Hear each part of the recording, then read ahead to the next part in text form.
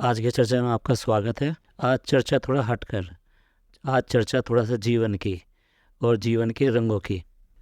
काफ़ी साल पहले एक मूवी आई थी जिसका नाम था मंजिल, और उसमें अमिताभ बच्चन और मौसमी चटर्जी बॉम्बे के नरीमन पॉइंट के ऊपर एक गाना गाते हैं, रिम झिम गिरे सावन, सुलग सुलग जाए मन।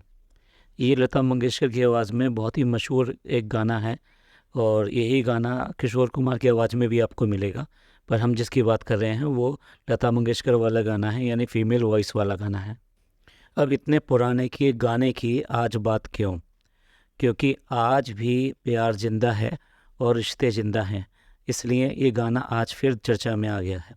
अभी एक इंटरव्यू देखा जिसमें कि एक 50 इयर्स के आसपास, 50 टू 60 इयर्स के बीच के कपल है जिन्होंने इस गाने को फिर दोबारा से नया कर दिया है, और फिर दोबारा से उसको उसी पोजीशंस में जैसे अमिताभ बच्चन और मौसमी चटर्जी ने उस गाने को फिल्माया था, उसी तरीके से उन्हीं जगह पर जाकर कोशिश की है सेम शॉट्स के साथ में इस गाने को।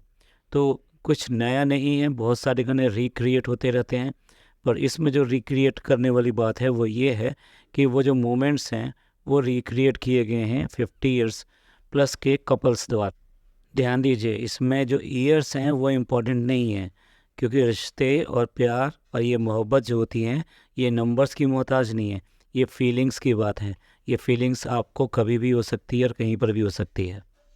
और इसके द्वारा उन्होंने यही संदेश देने की कोशिश की है कि ज़िंदगी भर हम जिन कामों में उलझे रहते हैं और स्टेजेस पार करते रहते हैं एजेस की, कि कभी हम यंग होते हैं, टीनेजर होते हैं, उसके बाद में यंग जनरेशन में शामिल हो जाते हैं, फिर उसके बाद में फिर एक ऐसा मुकाम आता है कि जब मैरिज हो जाती है और एक परिवार के रूप में हम करने लगते हैं। उसके बाद में कुछ बच्चे बड़े होते हैं तो फिर मैच्योरिटी का एक वो आलम आता है कि जब सिर्फ बिजीनेस दिखाई देती है और कुछ नहीं दिखाई देता।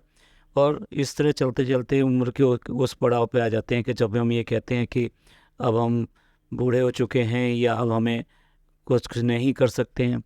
मैंने जैसे कहा कि बुढ़ापा कोई अवस्था नहीं है, ये तो जस्ट फीलिंग है। अगर आप फील करते हो तो है, अदरवाइज़ तो आप वैसे ही यंग हैं जैसे कि पहले थे। तो ये जो गाना है ये हमें एक ऐसा ही संदेश देता है कि ज़िंदगी ऐसे ही चलती रहेगी, लेकिन क्या आपकी फीलिंग्स हैं, आप किस तरह से उस फीलिंग के साथ ज़िंदा रहते हैं, ये बहुत इम्पोर्टेंट है।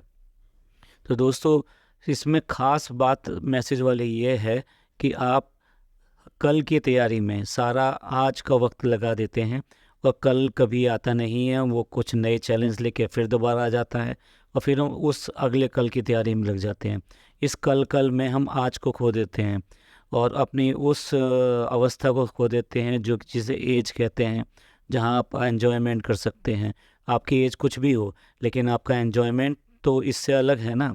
आपकी जो जिम्मेदारियां हैं, बच्चे हैं, दूसरी जिम्मेदारियां हैं, ये सब जिम्मेदारियां रहेंगी, लेकिन आप ये संदेश देता है कि आप अपने आप को ना भूलें और अपने रिश्तों को ऐसे ही जवान रखें, ऐसे ही रखें और आगे बढ़ाते रहें, जिससे कि ये जिस रिश्ते में नयापन रहे और हमेशा ये रिश्ते नए तरीके से एक दूसरे को आकर्षित करते रहें और एक दूसरे को प्यार करते रहें।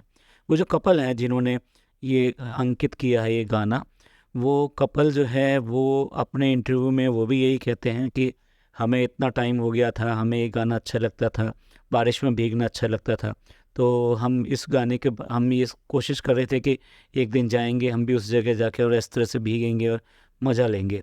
लेकिन फिर किसी ने अचानक ही उनको एक संदेश दिया कि भाई वो जो गाना है आप लोग रिक्रिएट कर लीजिए।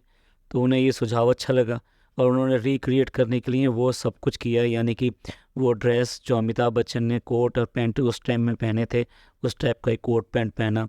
और जो लेडी थी, वो लव लेडी जिसे कहूँगा मैं, उन्होंने भी वही साड़ी पहनी जैसे कि मौसमी चटर्जी ने पहनी थी। इत्तेफाकन उनका जो कद है वो भी कुछ ऐसा ही था कि अमिताभ बच्चन काफ़ी हाइट के हैं और मौसमी चटर्जी उनके सामने थोड़ी छोटी हैं। सेम मैनर में इन्होंने ये गाना वहाँ पर फिल्माया। आप इसको, मैं ये कहूँगा, यूट्यूब पे पड़ा हुआ है ये गाना, ये ज़रूर देखिएगा, आपको कहीं ना कहीं ताजगी नज़र, कहीं ना कहीं ये देखने के बाद में ये ज़रूर आपको मजबूर करेगा इस सोचने के लिए कि आज आप क्या कर रहे हैं और किस तरह से अपने जीवन में कुछ और खुशियां ला सकते हैं जिनसे बेसिकली आप भूल भूल चुके हैं, क्योंकि काम की व्यस्तता और जिम्मेदारियों का बोझ, ये सब सोचने कहाँ देता है। तो एक बार ज़रूर देखिएगा इस गाने को और आपको लगेगा कि रिश्तों की जो ताज़ापन है वो इसमें आएगा। तो ये पॉडकास्ट इसीलिए बनाया है कि हम कल के चक्कर में हम आज को ना खोएं और अपने रिश्तों को पहचानें, उनको कदर करें। और ये एक मैसेज है ये गाने के ज़रिए कि एज कुछ भी हो लेकिन रिश्तों की अहमियत बहुत बड़ी होती है। वो भी ये यही कह रहे थे कि देखिए, जब हम यंग होते हैं तब आपका आकर्षण ज़्यादा होता है, सब कुछ होता है, लेकिन ये जो स्टेज आती है ये एक स्टेज ऐसी आती है कि जब एक दूसरे के लिए इस हालत में हो जाते हैं, ये इस कंडीशन में पहुंच जाते हैं कि आप एक दूसरे के बिना नहीं रह सकते। आपको लगता है कि अगर वो ना होता तो मैं भी नहीं होता और मैं नहीं होता तो वो नहीं होते। तो इस कंडीशन को आ जाते हैं। तो इस प्यार की बहुत ही अच्छे मुकाम को देखने के लिए आप देखिएगा ज़रूर। और मेरा संदेश यही है कि प्यार करते रहिए और प्यार बांटिए, खुशियाँ बांटिए और रिश्तों की कदर कीजिए, क्योंकि ये रिश्ते ही हमको आगे ले जाते हैं। शुक्रिया, धन्यवाद, थैंक यू।